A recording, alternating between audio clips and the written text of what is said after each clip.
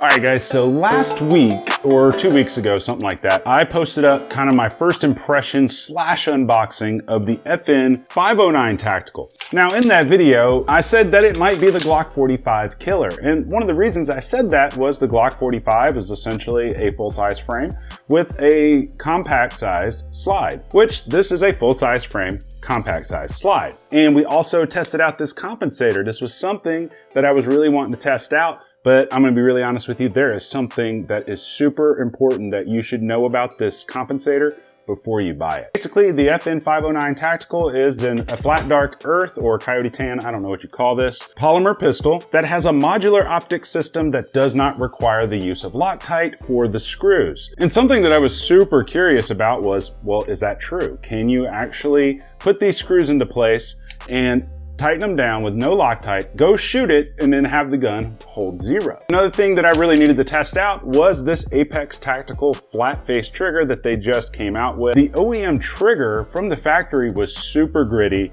and super heavy. Nothing wrong with that, it just isn't what I preferred. We'll compare the OEM to this one here in a minute when we dive up close as well. The other thing that's cool about the FN 509 Tactical, it comes with two 24-round magazines as well as one 17-round magazine, which has this beautiful matching base plate. That's pretty legit.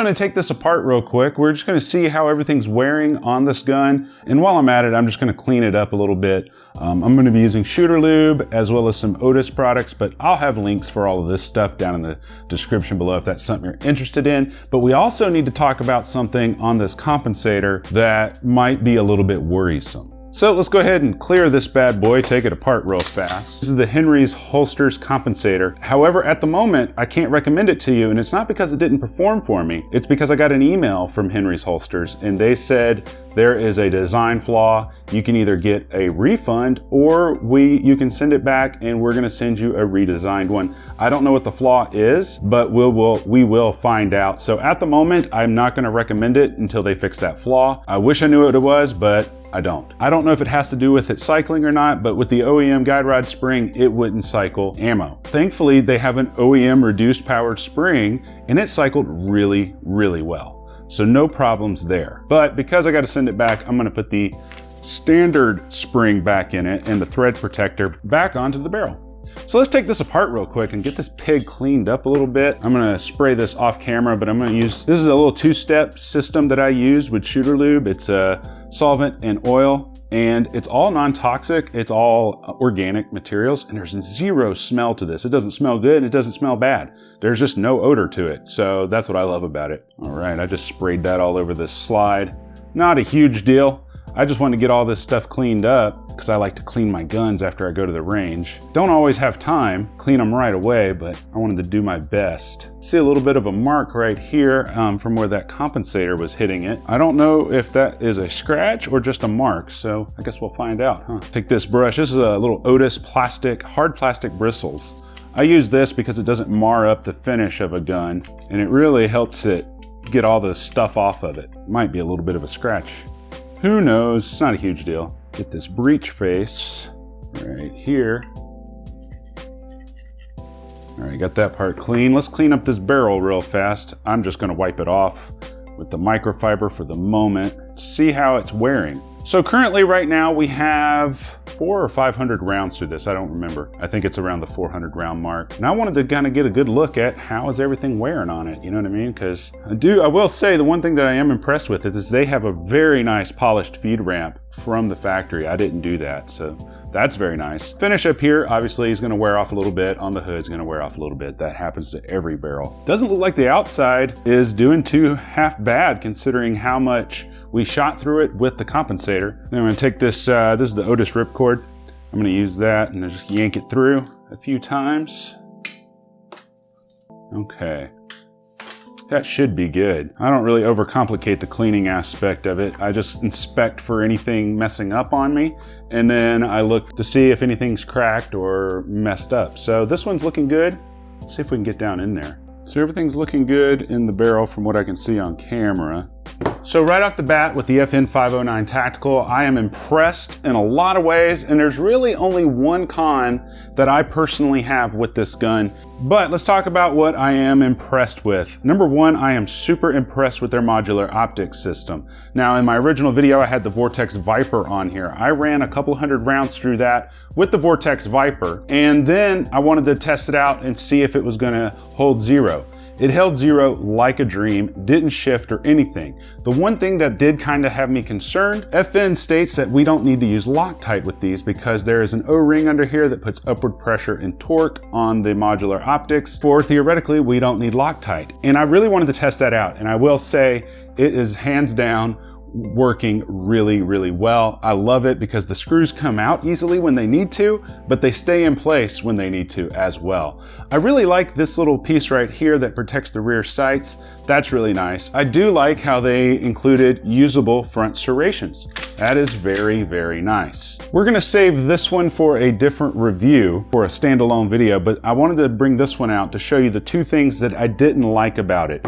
Number one is the OEM texturing. I like the texturing that they have right here, but I wish they would have carried this throughout the entire grip. I know they're trying to, make it look all flashy and stuff, but this is so much more effective than this stuff. Now, don't get me wrong, this grip is not bad, but it's nothing compared to a custom stipple job. So at the range, I felt like this one, I had a much better grip on it when I was shooting it than on that grip.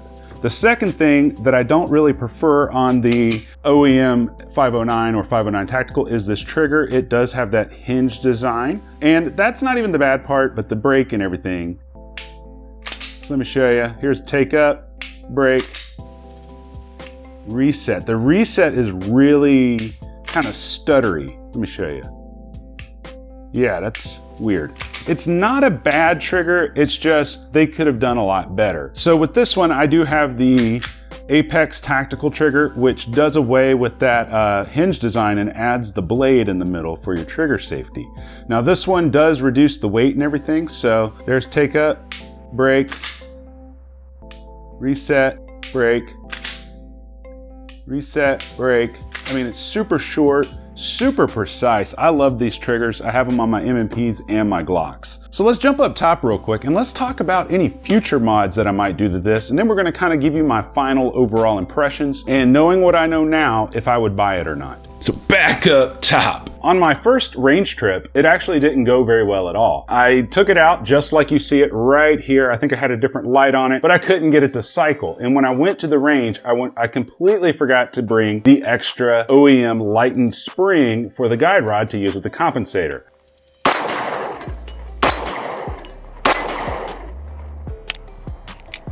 So I can say 100% that with this compensator, it will not cycle using the OEM guide rod spring. You must use the OEM lightened one, which is actually included with the gun. So I drove back home, went back out a different day, took it out there, and I took the OEM guide rod, and I wanted to see how it would perform.